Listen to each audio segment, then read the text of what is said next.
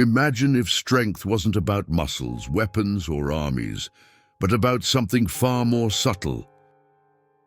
What if the most powerful philosophers of history, Plato, Epictetus, Marcus Aurelius, even the Pythagoreans, carried a hidden practice? A ritual not written in books, not taught in schools, and barely whispered in history.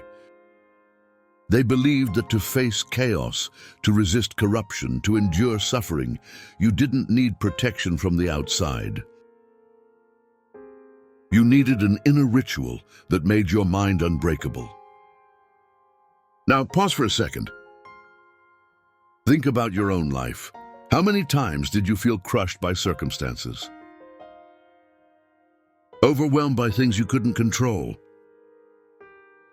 You may think strength comes from controlling the world. But the philosophers saw the opposite. True strength came from surrendering to a deeper law, a forgotten ritual of alignment. And the most shocking part, this ritual wasn't mystical in the way you imagine. It was practical, repeatable, and designed to transform ordinary humans into something timeless. Let's go back 2,000 years. The Stoics spoke about ataraxia, a state where nothing external could disturb you. Plato described the soul as a charioteer, holding together wild forces. Pythagoras trained disciples with silence, geometry and rhythm, all part of a preparation. These weren't random ideas. They were fragments of the same ritual. The practice was about breaking identification with the body, the ego, and even fleeting emotions. To remember that what you are is not fragile, not temporary, not corruptible. But here's the twist. This wasn't just about surviving. It was about becoming unbreakable, a living symbol of order inside chaos. Think of it like this. While society collapses, while empires rise and fall, the philosopher remains unshaken. Not because he hides from the storm, but because he becomes the stillness within the storm. What was this forgotten practice? It combined three elements: breath and silence, the mastery of internal rhythm, so that no external rhythm could enslave you. Sacred repetition, words, numbers, or mantras used not as superstition, but as anchors for consciousness. Vision beyond time, meditating on death, impermanence, and eternity until fear dissolved. Step by step, this ritual dismantled illusions. You stopped being just a citizen, soldier, or worker. You became something indestructible. And here's the paradox. Society feared this. Because if enough people became unbreakable, no empire could rule them. You can't enslave someone who doesn't fear loss. You can't manipulate someone who no longer clings to illusions. Why don't we hear about this in school? Why are we taught philosophy as abstract theories instead of living practices? Because an unbreakable mind doesn't consume. It doesn't obey.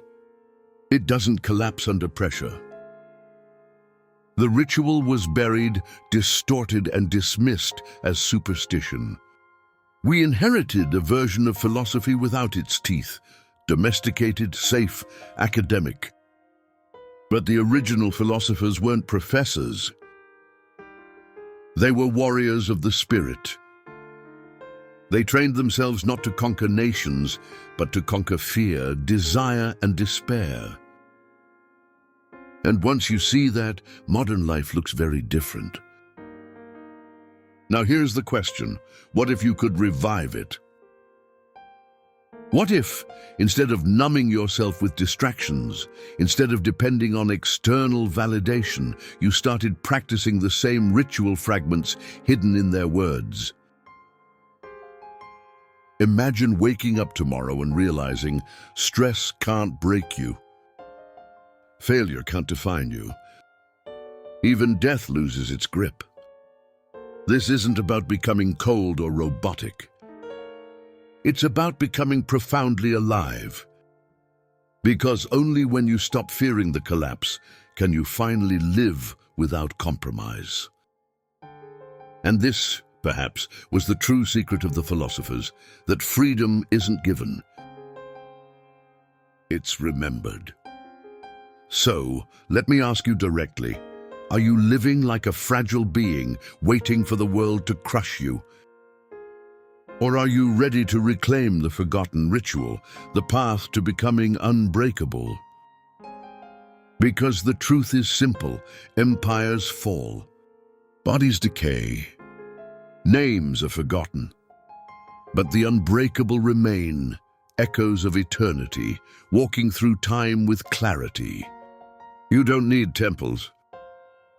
You don't need masters. You need only the courage to remember what they remembered.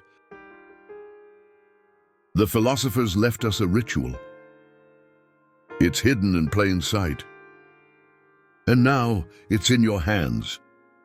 Welcome to Fragments of Reality. Watch with stillness. Watch with courage. And watch with the willingness to awaken what was buried.